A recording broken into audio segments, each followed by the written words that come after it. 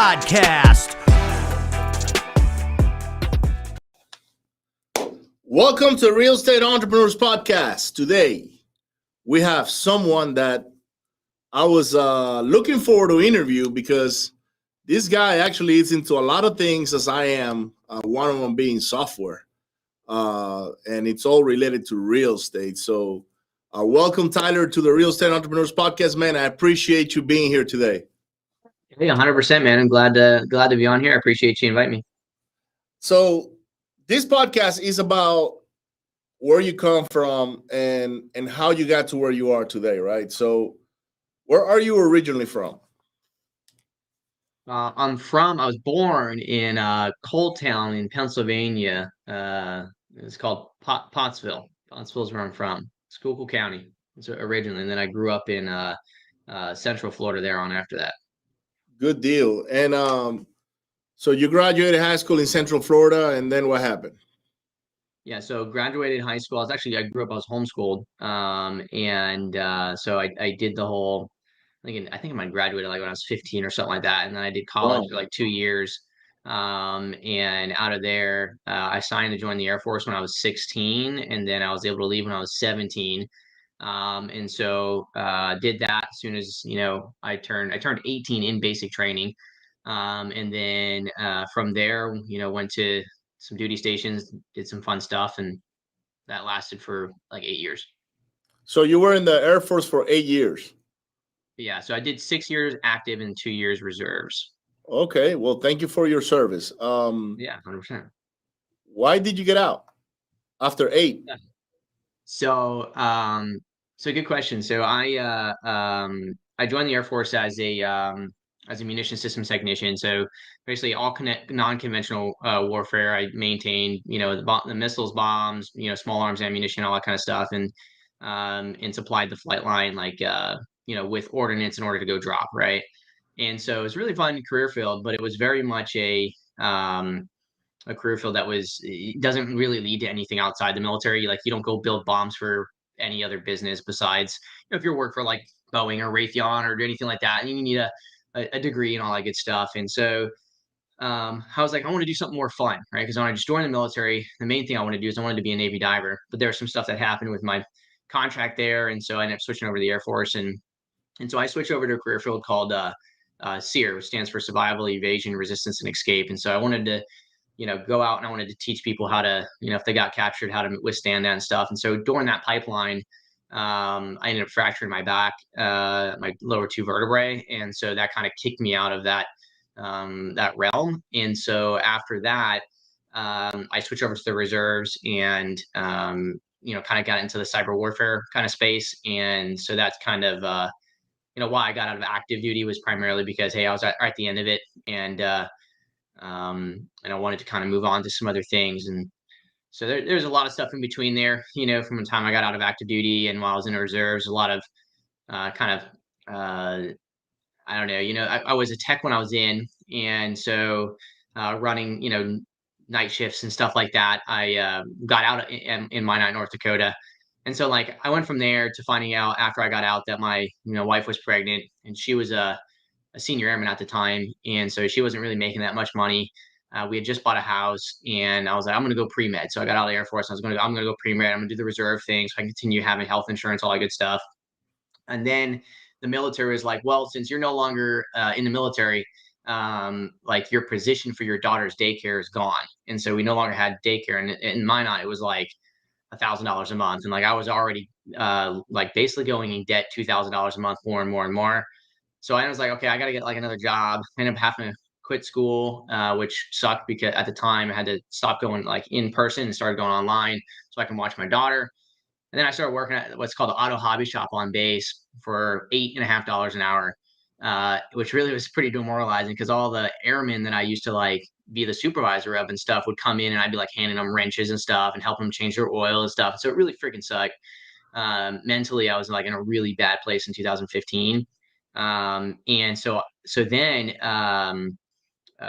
a podcast actually called Talk CDL. It's a trucking podcast, the largest trucking podcast in the world actually now to this time.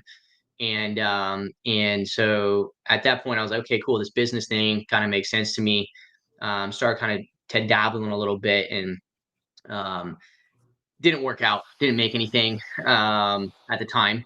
And so I switched back and started working for the government again, and then started hacking planes and a bunch of other stuff. And so fast forward in 2017, I'm at where I'm at now in Northwest Florida, and kind of got started into the real estate. So kind of like jumped ahead, but yeah. Well, that's a great deal, right? So, so this is not long ago. I mean, 2017 is just what, 6 years ago. Yeah. And people will think, if they see you today and everything you've done, that you've probably been doing this for the last 25 years of your life, you know? Yeah, a lot of knowledge packed in 6 years. Right. And so what got you into real estate? So, I've always been someone who likes trying to build stuff on the side, like my first website was when I was like 13. I was like building a website. It was called My Geek Central. Like, it's basically like, I don't remember when YouTube came out, but, it was like, I wanted to build a website where people, could share like all their geeky stuff in video. Right. And so, the time I didn't really know that much about programming, but I was learning, and looking back now, like it was terrible. But I was always trying to do that. And then while I was in, I would create all the affiliate marketing stuff. Like when Amazon was, before it was FBA and everything, I created like some workout websites. One was like beginner CrossFit workouts, where you could go on there and you would, buy like stuff and everything, and all of them failed. Like all of them failed. Like I got to the point in one of them where I was making like $100 a month in affiliate marketing, and um, I could have really grown that if I'm looking back at it now, but they all failed. And so what I knew though is, like, sitting down, like, hey, real estate, something like, every millionaire is usually got started in real estate. Most millionaires are real estate guys, yada yada yada. So I started like looking at the podcast. In earlier 2015, 2014 timeframe and stuff. I heard about the whole house hacking thing. And so before I bought the house in Minot, I was like trying to find a duplex I can live in and stuff. And what I was doing is I was going around and you know, trying to knock on the doors of the duplexes and stuff that were there, and no one wanted to sell me a price where all I knew at the time was that, like, hey, I know how much it cost for me to buy it, and I know that I need to be able to rent the other side to pay for my mortgage. And so all my offers were based off of what my mortgage rate was going to be and what I could rent the other side for. And I couldn't get anything, but I did get 3 houses that did want to sell, but they didn't. But I ended up just going to a buddy, and he would take me to get a dinner at a local place called JL Beers, and he would get a listing. And so, that's all I really knew. And then I learned about wholesaling, and it didn't really make much sense to me in Minot. But then once I got down here to Okaloosa County in Florida here, I ran across a podcast on Bigger Pockets.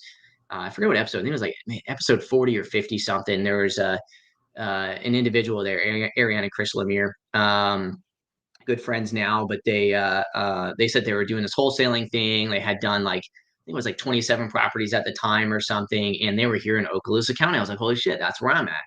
And so it must not be illegal, because at the time everything I seen was like illegal, I didn't think it was like a real thing. And so, but then that kind of gave me confirmation. And so then in 2017, early 2017, I kind of sent out my first direct mail campaign and stuff like that. So that's kind of like how I learned about real estate. What got me into is really just for me to, make money. I wasn't meant to be an active income thing. It was mainly just to get rentals and stuff. And it kind of ended up being an active income thing to now a passive income thing. Good for you, man. So, so you started as a wholesaler, and Yeah. and you were doing Yeah. mailers. What other types of marketings did you do at the time? So it's funny. At the time, I thought that marketing was sending mail, getting response back, and buying houses. Like I thought it was that simple. And some people still think it is that simple. But so I sent out mail, and I didn't have money. Like at this time, I was $60,000 or $80,000 in debt, mind you. And even though I got a government job and I was working for the government, I was going through what's called a pathways program. And this is like, I still have I ran across it the other day. $28,000 a year is what I was making. And And I'm here, I'm literally hacking planes and doing a bunch of really cool stuff. And the contractors are making like, multiple six figures. And I was like, this is dumb. Like, I'm making nothing. And these guys are making way more than me. And so I did some stuff. And later on, I got to the point 2 years later where I was making 80,000 a year. But even though I went from 28 to 80, I was still going in debt every single month. And it was primarily because of the way that I treated my money, but I got too far. Really, is the problem. Is I got too far in debt, and to the point where no matter how much I was making, I couldn't have like that break that was needed for me to get out of it, so that I can have compound growth, right? And so, what did I do? Is I did what I would not recommend anyone do. Is not at all advice for anybody who's in working for the government or in the military. Is I took a credit card that I had. It's called a government travel card, GTC card, and I bought direct mail with it. I spent $10,000 on direct mail, and I sent direct mail from that to all like absentee owners in Niceville and Fort Walton Beach. And then as soon as I sent that mail piece, I went TDY to California to a base out in the middle of nowhere for 3 weeks. And you can't have your phone on you when we do our engagements or anything like that. And all I remember is like driving an hour out to this base in the middle of nowhere, doing our engagements for 14 hours a day, and then going back and like going straight to my hotel room, looking at my phone and seeing if I had any missed calls on air call, or not air call, call rail, and nothing. It was dead all 3 weeks. I didn't get one call, and I was like, "Oh my god, I'm gonna get like effed. Like, I'm not gonna be able to pay back the government, and like I'm this like super not legit to spend personally on a GTC." And so I got back and I went to the UPS store where I had a post office box that I had as my return mail, and opened it up, and it was just packed full of mail. And I was like, I went to the, and then I like, there was like a little yellow tag. And I'm like, what the hell is this? So I took it to the front. I was like, I got a little yellow tag. Like, oh yeah, I was wondering when you'd come get all this. And like they picked up the yellow and white bin and sat it on there. It was like all of my mail was in there. And I was like, oh my gosh, like I just got like thousands of pieces of mail back from this $10,000. And so I got back to the house and I just dumped it all on the floor, and basically just seeing money just sitting there that I didn't have. And thankfully, like 3 months later, I got a call, and I did end up closing a deal from that ended up yielding like 15 grand like a year later. But nevertheless, that was my first experience in marketing. I wasn't doing any other marketing at the time. How do you do with a $10,000 charge on the credit card? So I TDY'd a lot. I was 50% travel. So I would go and come back, go and come back. And so when you travel, you get what's called per diem. And so basically when I go travel and get per diem, it'd be about like $2,000 in per diem or so. And so I just basically said nothing. And that per diem just kept rolling onto the card and ultimately made it disappear in Wow. some form or fashion. And so I never asked any questions about it or anything like that. When I left the military, or when I left there, I did end up getting a charge where they were trying to get a bill. Actually, ended up having a collection on me. Actually, it was for $826. That randomly came in my mail like a year after I left the military or the government entirely. I don't know if that's what it was for or not, but I ended up paying it. And actually, it was $1,223. Um, and so I ended up paying it. I don't know if it was remainder of that or not, or some other thing they overpaid me on. I don't know, but um, so yeah, so I didn't do any other marketing then. In fact, after I did that marketing, I stopped entirely for like the next quarter. So that was like Q1 of 2017, Q2 of 2017. I did nothing, and I just sat back and I documented. I was like, I'm not going to spend any more money until I figure out like what the hell's going on. Now there's so many more resources available, like for the things that like we do and stuff like that, and people like yourself and many others, to where I feel like I could have continued going. But even now, like everyone educates, like you just got to spend more money. You know what I mean? I was like, I didn't have money to spend, and so what I ended up doing is redocument everything. I used Google has the ability for you to make Google websites. And so I made this Google website and I said, okay, what do I know about real estate? I know there's acquisitions, I know there's dispositions, I know there's these different things. And what do I know about each of those things? And so I made basically a menu for each. And then I put a start here, and I explained and I typed out what I knew about that role. And I did that for each of the roles: acquisitions, dispositions. Now I call it the four pillars to real estate. But acquisitions, dispositions, marketing, and administration. And so I started at admin because I knew like, hey, if people can start doing, if I can have somebody doing stuff for me while I'm gone, then, that'll be handled. And then I did marketing, and then I did acquisitions, and then dispo. And so I just kind of outlined like how you pull lists. And then I outlined like after you pull the list, what I want you to do next, and so on. And then I hired a VA and had them focus on pulling tax delinquent properties and code enforcements. Meanwhile, I went and I already had this equity data that I had from before, and and then I did an ad on what is it called, one of the jobs board websites, in LinkedIn or Indeed or whatever, for a startup real estate investment company. I made it sound all fancy and professional and stuff. And there was this lady, Julia, who was working currently at a property management company as like their front desk receptionist, and she was only making like 17 grand a year or something like that. So I was like, okay, well, it's not very much expectations, and so it worked out perfectly where she ended up being my like acquisitions person and some niche calling.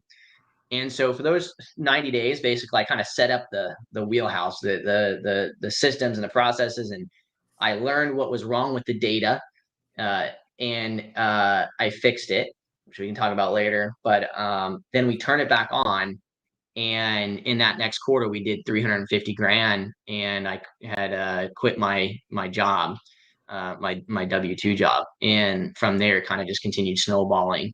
So in the marketing that we were doing when we kicked it back on, what we were doing is what I call now as niche sequential marketing. And so out of that high equity data and that tax delinquent data, there was 1,200 records that were tax delinquent and high equity. And so we took that kind of niche list, and I had Julia manually calling. So she called through each record, uh, each phone number, left a voicemail. And from that, I had some really big breaks, like, a really nice flip, and, really good wholesale deals, like portfolio deals. We would overlay that data and figure out of those 1,200, did anybody own multiple properties? And we would focus on those. And so we're really niche in that respect. And then I had the other VA I had hired with the data management stuff, and she was just doing more bulk dialing as well. And so we kind of unlocked like the secret sauce that worked for us there, and just kind of continued following that through 2018, 19, and on. So that's why it's so important to know how to segregate your data, and how to understand your data, right? A lot of people think I'm just gonna go ahead and pull a list and get a bunch of deals, and Yeah. that may have happened maybe in the early 2000s when there was not a lot of wholesalers and a lot of people going after the same properties. But today, that is not the case. You got to know your data. You got to know what you're targeting. You said a couple of words that caught my attention. Something about marketing. It was like micro. It had to do with the data, right? Yeah. And then I started thinking about offline. I'll tell you about something about that, Okay. which is pretty cool, by the way. But that what got you to start into REISIFT? Is like, I gotta figure a way out to help all these people that are going after properties, how to effectively handle and segregate their data. Yeah, well, so like actually REISIFT didn't start because of me wanting to help anybody, honestly. It was me at the time, being a cybersecurity engineer, like I knew how to do like some scripts and stuff like that. So I wrote a script where, so one of the problems with the data, like what was the problem with the direct mail data? The problem was that 30% of it didn't have, the right information. Like it was missing a first name, or it was missing a zip code, or it was missing X, Y, or Z. So it didn't come proper. And 2% of the data was a vacant mailing address, right? And so that got returned. And so I was like, man, like I wonder how many people are like sending mail to mailing addresses that they don't even know are vacant, right? That seems like a really easy win. If you're just to do that one thing and you were a direct mail house, like you could just save thousands of dollars a year.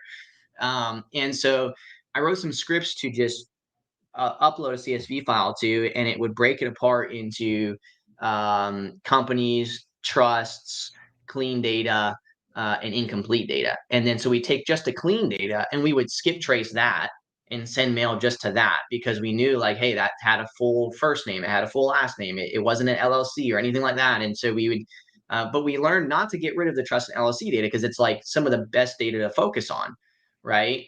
And so after we did that, we then skip traced the data, and then got the data back from the skip tracing provider, ran it through another script that separated the stuff that came back with phone numbers versus stuff that came back without phone numbers. Anything that came back without phone numbers, we sent the mail to. So we were hitting the stuff that most people that are just doing bulk dialing aren't really caring about. They don't even know that they need to get phone numbers for that stuff, because they just get it back from the provider and just upload it right away, right, to call. And so we were kind of making the most out of the data, even though, you know, and you can do that at scale too. It just doesn't need to be niche. But if we, after we sent a direct mail, we would skip trace that stuff in a second location and then get it back. And if we got phone numbers, we'd start calling it. And if we didn't get phone numbers back, we would continue just to send mail. And so I set up that process with the CSV document stuff. And then I went to a mastermind, and I had told the mastermind how much revenue we did and how much money we spent on marketing. They're like, there's no fucking way. Like, there's absolutely, it's impossible. You have to spend this much. It's not repeatable. It's not this. It's not that. And they were just dogging me. It's like, no, it's like, you know, you just don't understand how to do it. It's that simple. Like, look, it's like, you know, if you were to just think about it this way, if you're, how many, and I would ask them questions like how many people are you calling? They're like, well, we call about, you know, 100,000 phone numbers a month. I'm like, cool. Out of how many of those people are wrong numbers, right? And they would be like, I don't know, maybe 70% of them. I'm like, cool. Well, are you doing SMS? And they're like, yeah, I'm doing SMS. Cool. So are you doing anything to manage the difference between those two? And they're like, no. Like, okay, so 70% of the stuff that you call that has wrong numbers, you're also sending text messages to and spending that money twice now. Are you tracking any of this? Like, when you skip trace stuff, are you skip tracing like the same list twice? Like, so just these little different things. I'm like, well, right there, like right now in your business, if you stop doing this, this, and this, you would save X amount of dollars in marketing. And so it is possible. It's just a lot of times we tend to ignore the things that are just small wins because we're just brute forcing success. And brute forcing success is it will last as long as it doesn't. It's kind of like a lot of guys will get into the gym and will just brute force like their bench and stuff, and then they'll injure themselves because really, you know, their back wasn't ready for them to press 350 pounds, right? And so it's just things like that. And so when I showed them what I was doing, they're like, wow, that's really awesome. And two of my buddies, Armani and Jordan, were like, dude, you need to like turn this into something more. And I was like, you know what? I've never had any success building anything that I sold to people. I've only so far had success in the real estate thing. It's the unlock. I think I understand it. I know how it works. And I'm going to continue doing this. And then I thought to myself, I was like, no, I think that maybe I should. And so REISIFT was kind of born. I made a really simple website. I did a YouTube video showing like what it was going to be. And we ended up like getting 50 users come on as what we called our founders.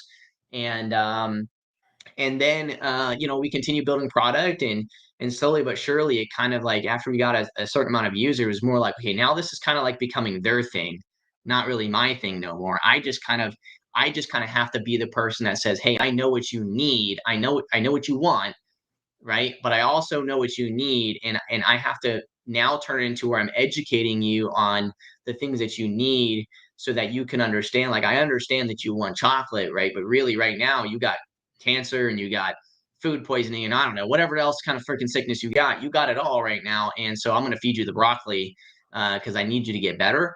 And once you get better, then I'll start trickling in some of the chocolate to you know, to make you feel happy. And so like that's where we're at right now is, you know, we built the product out for the last, you know, 2 or 3 years. And so we're at the point now where we're adding the chocolate in because we've done a really good job in educating people on what, you know, and feeding them broccoli over the last couple of years. I think it's about time that we start doing some of the things that aren't necessarily needed in business that, but however, they're really convenient, because obviously convenience what sells at the end of the day. Good deal, man. So, so you were solving your own challenge, Yeah. and that's how you struck gold pretty much, and did I mean, that first quarter where you did $358,000, I think that's the number you mentioned. before that, how much money had you made? Like, because 350 grand in one quarter when you're first starting and not putting a lot of money into marketing, that's life changing money. Oh, it was life changing. I mean, I Especially for you basically, coming from the military, you know. So, oh yeah, like I said, I was only making in the military. I was making probably like 65,000 a year or so as a tech. And then I got out and I went from from that down to 28,000 a year. And after everything and for how much I was traveling 50% of the year, right? When you're traveling, you still got to spend money. You got to, do this and that. It's time away from the family. Like, it just wasn't really good at all for what it was, for how much work it was. And so, after that to go to, yeah, do 350K that next quarter, it was a lot, right? I mean, it allowed me. I did what most people don't do, right? Because my mindset is like everything is being produced for longevity, right? Everything I do is longevity focused, and so most people go out and buy their Rolex and all this other kind of stuff. But I learned my fuck up, right? Like I learned that I mean, I used to, when I was in the military, like I used to buy a new vehicle, like a new truck. The first thing I would do is put about $4,500 into new tires, new rims, new lift kit, new everything. Like I lived poor, right? Even though like I had consistent money, and this is consistent money. It was the consistent money that made me a bad spender because I didn't fear losing it because I knew that every month I was going to get a paycheck until the military had the moments where the government was not making money, and so they took our paychecks for 3 months until we had no money for 3 months, and then finally we would get paid again. So I was like, oh, wait a second, this whole retirement thing, this whole money thing that we say that we get, it's not guaranteed. The money can take it out from under you in an instant, right? And or the military, yeah, the government can take it out in an instant. And so anyway, it was a lot of money, and so I was able to go through. I paid off all of my debts, that quarter, and that really jump started me. I ended up having $30,000 left over at the end of that year, because I was like, what I also realized, like, shoot, I'm gonna have to pay taxes on all this money, and I don't have enough time to do anything or learn how to handle that. And so I went out, I bought a ton of cameras, I bought a ton of monitors. I said, next year is the year of growth, the year of doing it, and so I'm gonna because I don't know, it's not the smartest thing to do, but because I don't know how to do it any other way, I'm just going to spend it all on things that I know are a write off. And so that's what I did. And so I had 30,000 left over from that. And I took that $30,000 and I put it in an account, on a media company that I had tried to start the year before. That was part of the whole trucking industry thing that I'm in. And that's called Combatant Media. So I funded $30,000 to Combatant Media's account. That's like my umbrella company. And um, and then yeah, that $30,000 ended up turning into an eight-figure company, 2 years later. wow, man, congratulations. So you're still Yeah. in the trucking business? Yeah. I have the largest trucking podcast in the world. It's kind of crazy. And, Facebook pages with 400,000 or so followers on those, and 50,000, 25,000 jobs boards, stuff like that.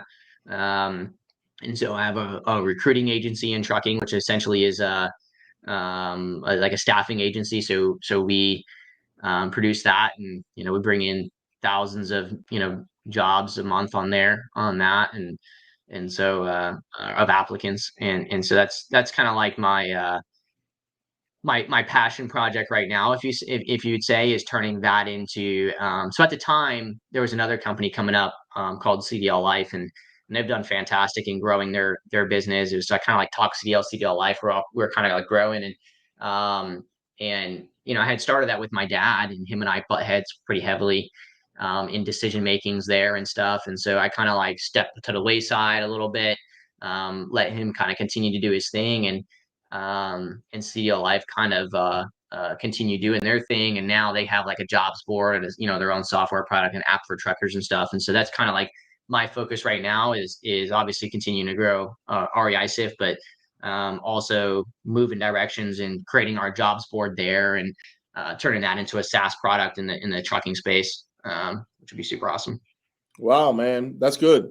Do you own any trucks? That I know you and your dad. Are you guys still together or? Yeah.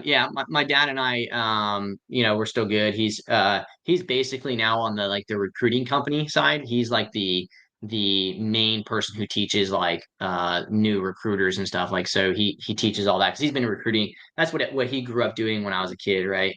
And so he's really knowledgeable in that and just a master at his craft there. And so anytime we have a new recruiter come in, he's the one that teaches them how to, recruit. It's like that business. What I'm really excited about that business, honestly, is very similar to wholesaling, except for it's people instead of houses, and instead of buyers, it's trucking companies. You know what I mean? And so it's a really similar process in terms of to understand the sales sequence and volume of it.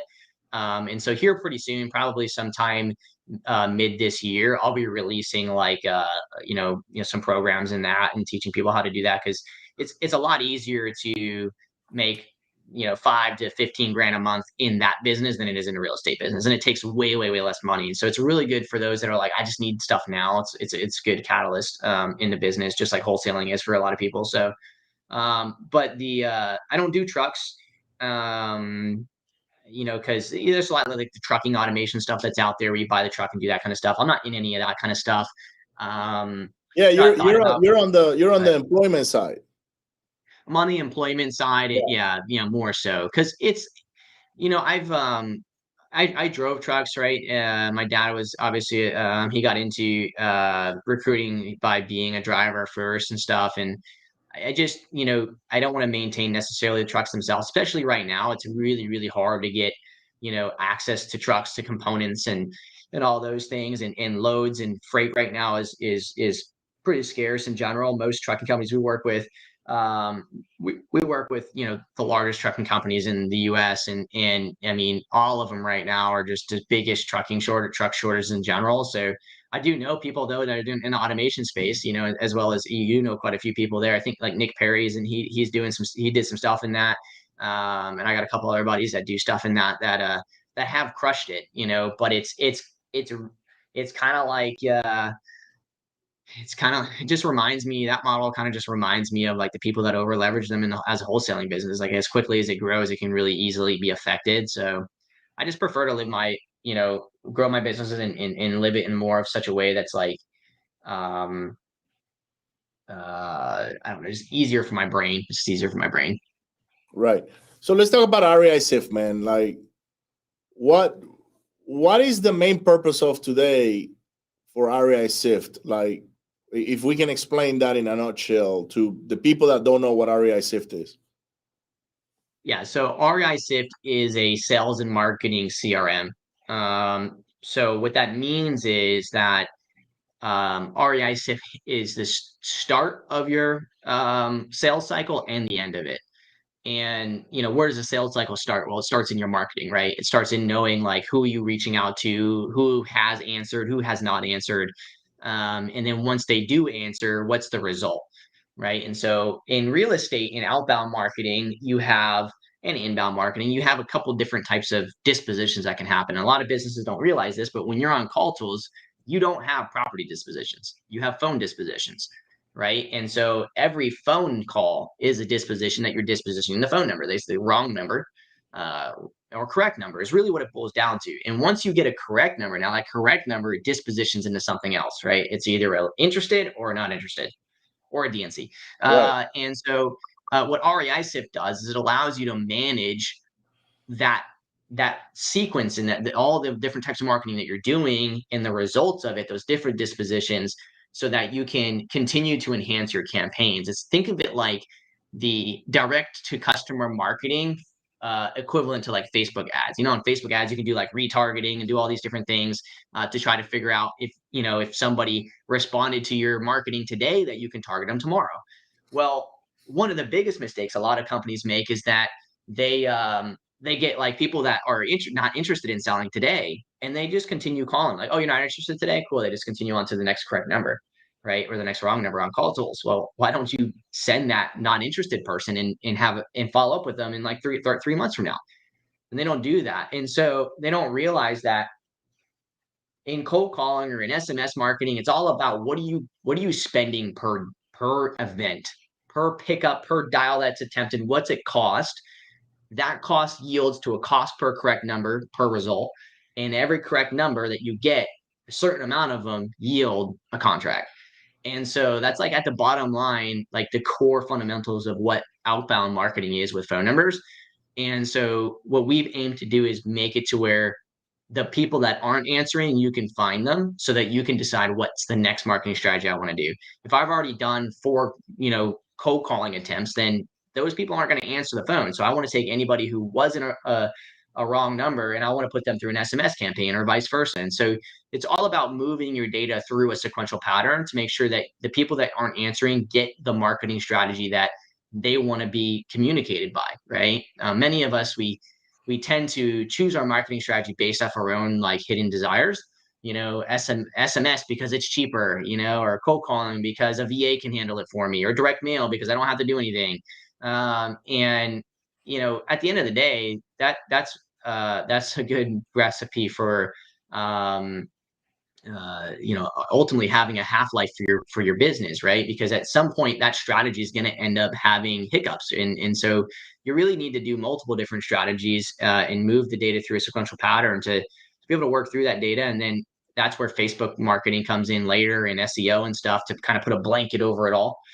But anyway, as those dispositions come in, then once they convert to a lead, somebody who's interested in selling, inside of REISIFT, you automatically create a task for your acquisitions person, move it to like an acquisitions board. You can track your offers in there, and all that stuff. So we kind of handle that, then that sales process internal, right? And we integrate with tools like smartphone call tools, air call, ready mode, so that they can communicate back and forth and keep things in line. And really the most important thing, the thing that I think is the really the key to everything, is that I I want people to start actually focusing on the fact that like the most important part of any business is your team, right? It's the people in the business. It's the most important thing. It doesn't matter how good your dialer is. It doesn't matter about any of that shit as if you have bad team members. And so if you have team members that don't execute on their tasks and you don't complete a task if they have 20 tasks to do today and they only finish 5, right, then you're going to continue to fail. And so accountability and tasks is really my biggest passion right now, and making sure that most companies understand that as long as your team members have the capability to wake up every morning and go to one central tool and click on a filter and see all their tasks that are due today, and they complete all those, and then they have another filter to click on their overdue tasks and they make sure all of those are done, as long as they do those 2 things every single day and something else is feeding them tasks, then your business will be successful. If at any point you end up seeing that your team members aren't going in there and completing their tasks daily, and they have a bunch of overdue tasks, and those overdue tasks aren't getting done, you sure as hell bet that your business will fail, right? And if you have that type of person that's not going to complete their tasks, then your business will fail. And so, um, if you have hot leads in your system and they don't have an offer on them yet, then your business will fail, right? And so, a lot of what we educate now is like, listen, you can be doing everything else right, but if you don't have the checks and balances and the systems in place to make sure your team is executing, then you're going to fail. And so sometimes most of the time, the reason why these checks and balances aren't in place is because people try to grow so fast that they just create a lot of chaos, and they get so busy putting out fires over here that they don't realize that this is smoldering until it's too late. And so anyway, REISIFT, it's the tool that sits in between your sales dialer that your sales teams are using, your acquisitions and your lead manager, and your marketing efforts, to make sure that your prospects are getting all the attention they need when they need it, and your leads aren't being forgotten about, and everybody's, got a task and all that good stuff. And so it's kind of like we're really building the competition for Salesforce in the real estate space. Like that's our, HubSpot, Salesforce, Pipedrive, the $1 billion CRMs out there. As much as I love them, we use HubSpot in my in REISIFT as a tool. But there's nothing out there that's truly built for real estate. There hasn't been anything. People are trying to do it and they're focusing on just the wrong things. Like in my opinion, they're focusing on the wrong things. They're focusing on stuff that just doesn't matter, right? Like these software companies, number one, most of them don't have a tech background like I do. Like I'm a data by trade. Like I hack planes while they're flying in the air. Like I understand what doing things safely and what it matters to understand data. And I've decided when we first started it that, like, yes, it might stunt our growth, but we will focus on what the needs are, not what the wants are, because I don't care about putting on my website, that we're the best, most important all-in-one tool. Like, I don't care about the flashy sales terms that are just going to make you sign up just because you think that you have a problem that we're going to solve, and you haven't even closed a deal in your life yet, but you think you know more than me, right? Like, that's just not how we do things, right? Like, I know what it takes to close deals. I own 560 some properties. Like I know what it takes to build a portfolio, and I know what it takes to make money now at this point. And so we don't do any of that kind of flashy stuff. It's like, listen, you're going to come in, you're going to absorb the information, and because of math, we know that our way is the best way. And you can either get on board with it, or you can go find another tool, and in 2 years from now, you can come back. Like, we have many people that do. So we're pretty blunt in that respect, right? Because I think this industry needs bluntness right now. Like for the last 2 years, people have been fed a bunch of BS, and someone needs to step up and be the uncle that comes in and says, like, hey, like, you need to realize that life isn't fucking easy, cupcake. It is, man. You're right about that. So I saw a lot of CRMs in the past. And I'm not going to mention any names, but I mean, a lot of people use Podio, right? So I can throw that name vaguely there. And I just did not like it at all. It was like I had to go into too many spaces to do things, and I had to create a property and a seller, and they were in different spots, and then they started doing like automations, and I remember we adopted at some point a CRM that was automated, that had some automations, and I hated it because that created lazy people working the system, like, because they were relying on the CRM to do it all for them. And the other thing I couldn't see well with Podio at the time was like a pipeline type deal where I can see my leads coming and progressing through the life cycle of the deal, right? So, out of desperation, I went and I guess I signed up for Trello at the time, and I built a sequence on Trello on what a lead, in my opinion, should follow, right? Yeah. And then I don't know if you ever met Keon, but I bumped into Keon one time, and he had built a CRM on Airtable that did something similar to what I did in Trello, but his was more, I guess it was more fancy, I would say, and it looked better than Trello. So I adopted his CRM, but he adopted my data from Trello, and to up till today, I still use the Airtable system, primarily because I can customize all the fields however I want. And it's got the Kanban view, which is like, to me, that is the number one view that somebody in sales and marketing, which is what we do anyways, should have. I was told that you were building that view on your CRM. Yeah, it exists. Yeah. It's called SIFline, and it's super awesome. We launched that probably about 3 months ago now. It's still technically in beta. We got some new release we're adding to that. But it's been super huge for us in general, like really helping the users understand. But to be honest with you, because we've done so well with our filters on our records page, a lot of people still just like click on their records page, filter by task due today, and just do it that way. But it's nice to have the difference. And for those that end up leaving us and go into Podio because they're like, oh, Podio just has everything on a list. I'm like, listen, like, a Podio view is the same thing as a REISIFT filter. It's the same thing. All a view is a filter. You got to set it up. And they're like, yeah, but it's just like a lot less moving pieces. I'm like, Podio has like way more moving pieces. Like, it's all customizable. It's 100% customizable. Like, yeah, but I hired a developer. I'm like, so you're going to go through that route. Okay, cool. So you're going to go spend $1,500 for a cheap developer to try to build something out for you. In a month from now, your shit's going to change and it's going to break, and you're going to, like, listen, trust me, I get it. I get you want to feel like you are doing something in your business, but if you want to feel like you're doing something, go get on the damn phone and start talking to sellers. Don't focus on this because until you're producing leads, none of that shit matters. Because what does matter is right now you're spending money on marketing, and at the end of the day, if you're not generating a ton of leads, the most important thing is to try to make sure that you're not spending money repeating, skip tracing and repeating, calling the same wrong number. So that's the most important, easiest win. At the path of least resistance, if you're spending $1,000 a month now, but then by using REIS, if I can jump it down to $500 a month by doing the same effort, Then as I'm generating leads, since they're already in REISIFT anyway, like they're on there as a prospect. Now, when they switch to a lead, it just updates and all that's getting tracked on the activity log. And so now what's super, super awesome, you talk about pipeline and seeing like a view of like how long is it sitting here and then how long until it moves to here and how long does it move to here. In my trucking, in the agency business, we use Pipedrive. And I really like that. I like this. I like that I can see like, hey, we've got 300 people sitting underneath of pre-qualified. And then it on average takes 14 days to go from pre-qualified to needs recruiter, right? And so I like seeing that, right? But if I didn't see that, would it make me more money or less money? Like, does it matter? Or is it something that is really just like a convenience? And at the end of the day, for me, it's a convenience, right? It's Because I know convenient. it, and so like we get a lot of people that's like, well, you can't really see any KPIs. I'm like, yeah, but you can just document those KPIs in a Google sheet, and we have teachings and everything else. And otherwise, you wouldn't even have the information to even track the KPIs.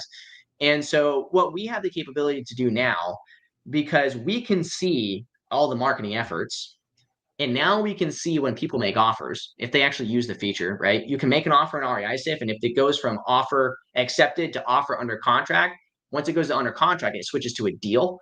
And a deal has different types of deals. So you can be a wholesale deal, it can have a flip deal, and you can track all the profits and expenses and stuff. And so what we can see now is quite literally how many dials across your whole business does it take to generate one offer. And we can see all this information on the activity log across your whole account. And so now we have what is going to be the most insane, most like accurate form of KPI tracking possibly able to be done, period, because we're the only tool that actually has the capability to see it all from start to finish, from sales, marketing to sales, right? And so we're really, really excited about that. And that'll be like, that's the last missing piece for us, really. Man, I love that. I can't wait until I see more about it. You're coming to attend growth to as a speaker, and you're going to be speaking a lot on what the REI SIFT does, especially for guys like me that are handling data on volume and that are doing a lot of cold calling and text messaging and all that, right? So for those of you that are watching these guys, Tyler will be here February 3, 4, and 5 in Houston, Texas. He's gonna have a whole hour where he's gonna break down his system. I can't wait until I see it, because the last version I saw was like maybe 2 years ago. It was completely different, I believe, from what it is today. 100,000%. Hey, I'm so sorry. Someone's like smashing on the door right here. Let me go tell Go this ahead, person to stop knocking on this door. 1 second, go ahead, y'all. bro. 1 No second. problems. So anyhow, guys, REI SIFT, Tyler, it's going to come to Attend Growth. So if you haven't gotten your tickets, go to attendgrowth.com and make sure that you get your tickets before they go up. Tickets are going up gradually, okay? I believe they were going up today or tomorrow. They're going to go $100 on the general admission to like $397, and then VIP is going to go to like $1597. Do not wait at the door. You're going to pay $2,000 for VIP, and you're going to pay probably $600-700 for general admission. That's not what you want to do. I want to invite you to be there. Attend Growth is a mastermind. It just happens that we open the doors for everybody to come and be a part of the event. It's 3 full days from 9 o'clock in the morning registration all the way to 8 o'clock p.m. in the evening. We have VIP dinners and cocktail drinks and all that. And we're going to have a great time. You can meet Tyler if you haven't done so. He's going to be there with about 30 more speakers. We have a whole jam-packed weekend. It's going to be fun. So I can't wait, Tyler. So were you able to get that door? Yeah, like after the first one, I was like, okay, someone just knocked. After the second one, I'm like, okay. After the third one, I'm like, okay, now I got to make sure I don't have to like, Glock pop somebody, smash them on my back door. There was a UPS man wanting to get up freaking stairs. Good. Good. Yeah. Anyway, yeah, I'm super excited for the event. Really soon. Next couple weeks, right? Yeah, we're like 3 weeks away. Yeah. Yeah, I'm super excited to be able to go down to H-Town. And really, like, just Texas is like an awesome place to me. We have a lot of users in Texas, and so it's always nice to show up in Texas and say hi to everybody. You got to like your lineup is pretty intense, pretty intense. It is. It is. Nice one. we have a max capacity of 300. So our event is not about being the biggest one or the loudest one.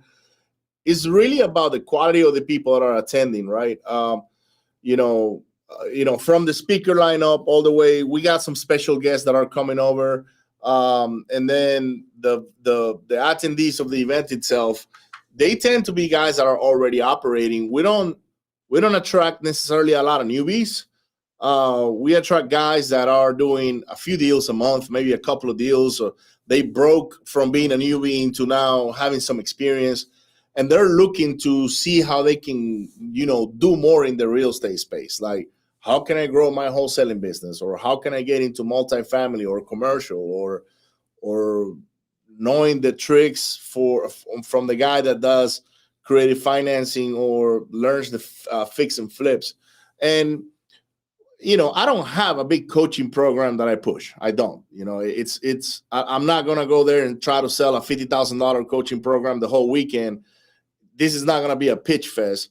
What it is I always wanted to serve people, and I like the event environment, because I've been going to events since like 2012 or so, and there's a different vibe in these events. When you go there, you get all motivated, and you're ready to go do business or whatnot. And I wanted to do that into the real estate space, without having to be pushy on buy, speaker after speaker, right? So, this idea of the format of this event actually was created at that first mastermind where I first met you in San Antonio. When Michael and Charles put that mastermind together, they reached out to me, and I actually helped them organize it from a mastermind perspective. And then Charles asked me, said, Ricardo, do you mind if we bring some flies in the wall? And I didn't understand what he was trying to say at the time. He just wanted to bring people that were not necessarily at our level, because that room was packed with a lot of people that had a lot of experience. He was bringing newer people that wanted to learn what we were doing, and kind of cut that time frame from getting to where they are to where some of us were. And I said, well, Charles, I don't have a problem, having people like that in the room, but we have to ask the other speakers, because some of those guys may share things that might be very personal to them, or that may be way over the understanding of somebody that's fairly new. But one thing that happened was when those guys came in the room, I interviewed a few of them. I said, look, what do you think about this whole event? It was 2 days in San Antonio, and they're like, oh my God, this was like drinking water from the fire hose. It was so much information. You guys were not hesitating. Each one of you presented on what you guys were good at, and whoever needed help on something was not afraid of raising their hand and said, hey, I need help in this area. And I said, well, what if I can replicate something like this, but then I open the doors for other people to come witness it? So This is what it is. It is a mastermind with, I'm personally interested in seeing your system, because I know that I'm using Airtable, which has gotten me to where I'm at today. I know that my data is being handled by my data manager, Alejandro, which the guy is amazing. He's real good at tracking KPIs and all that. But you just mentioned you have a Kanban view now. You can track KPIs from calls made and calls tagged, and I'm thinking, I was like, wait a minute. Now I can probably put all my data in his system and track it for my guys that are handling my data, and for my acquisitions people to track it much easier. That's going to eliminate probably 50% of the work they do by doing manual stuff. So I'm excited, man. I can't wait until I see what you have to offer. And by the way, we created a special offer for your group only. It's only for them. It's not for anybody else. So if you're watching these guys outside of Tyler's group, you have to become a REISIFT user. I highly recommend it. I've used it in the past. Full disclosure, I'm not using it today, but I believe it's because I think at the time I was not ready for it. Not that the system wasn't for me. I think the system is for everybody. And he has proven that you can actually get great deals by segregating data, by selecting your data correctly. I actually have a few students that use REISIFT and they love it. And they're the one that brought it back to my awareness. They're like, Ricardo, you should look into this. They're on my mastermind. So we talk about REISIFT all the time. I'm personally using the cold calling method you guys use, which is hand dial. I got a bunch of high level accounts, so I didn't have to go to like one of those other platforms. I'll take that back. I went to, I think it was Air Dial or Air Call or something like that. And I opened so many dialers that when my people started dialing, they shut me down. They're like, what are you doing? So they shut all my account down and I had to go open a high level account. But we're using a part of your, not all your process, but part of it, which is hand dial. That's how we cold call. We do 300 dials a day per caller, and it's doing pretty well. So, Tyler, any final message for our audience? Not really, man. The biggest thing is, that I like to express to people is like, listen, if you want to be the type of operation that just blasts and dials numbers, fantastic, right? REISIFT was originally designed for that strategy, right? It was designed to handle and update, data from consoles and from ready mode so that as I get these wrong numbers, I don't have to remarket and resend them through my SMS platforms. And then as I exhaust all records together, I know who to send direct mail to. And so the more money you're spending in your business right now, the bigger operation you are, the more you'll save by using REISIFT, right? If you're a newer individual, and you're like, I'm just trying to get started or whatever, or if you want to do multifamily, I can't stress this, but multifamily, then REISIFT is also super amazing because you can upload the data to it. And as you call through like the bigger deals, multifamily deals, you can just click next record, call through the numbers you got for them, and you'll know which multifamily deals you're not reaching so that you can send them mail. So that's like a niche sequential versus bulk sequential marketing. And at the event, I'm going to do a deep dive on niche sequential versus bulk sequential marketing and the pros and cons. And if you were to implement different strategies, how much you can expect to save in your business. And really the hard part is how much you can expect to gain, because you can't really put a number on opportunity cost. All I can really say is, REISIFT, the maximum plan is just, it's like $2,700 a year. And I know that for most people, at a maximum plan of $2,700 a year, if you're even, dialing with one dialer, you're going to save that trifold, annually. And then you're going to make way more off it. So just come, if you can make it to Houston in a few weeks, come hang out. There's a lot of really awesome speakers, and I'm really excited, Ricardo, because of the fact that like you said, like I'm speaking to the speakers here, right? When I go and I talk, I'm speaking to the speakers, and there's just going to be other individuals get to benefit from it, and so I'm going to be speaking on a relatively high level in the sense that I'm teaching other multiple 6-figure, 7-figure operations how to improve and enhance their business and add these little strategies that a lot of them aren't doing. Honestly, like there's like a lot of bigger operations, they're not doing niche sequential, they're not doing what you're doing. So if some of these bigger operations just started doing that to like one more vexation, or multifamily deals, like they could literally, it's the difference from companies going from like 2 million to 5 million, and stuff like that. So I'm excited, man. I appreciate you letting me come on and just kind of, share my story. I look forward to seeing everybody here in a few weeks. And that's about it, man. Thank you so much for being here, Tyler. By the way, Tyler is a sponsor to the event. REISIFT contributed to the success of the event. Without these guys, we couldn't make it through. These events are very expensive to put together. And we're going to have a great time. So I appreciate you, Tyler. Thank you so much for being here today, brother. And I'm looking forward to see you. Actually, tomorrow we have a call at 2 p.m. with the speakers. I don't know if you can make it, but I'll send you the link anyways. And guys, don't forget to hit share, like, and subscribe. Make sure you go find Tyler and his group on Facebook, Instagram. He's got his handle at REISIFT. I want to see you there, and we'll see you on the next one. Thank you so much. Peace.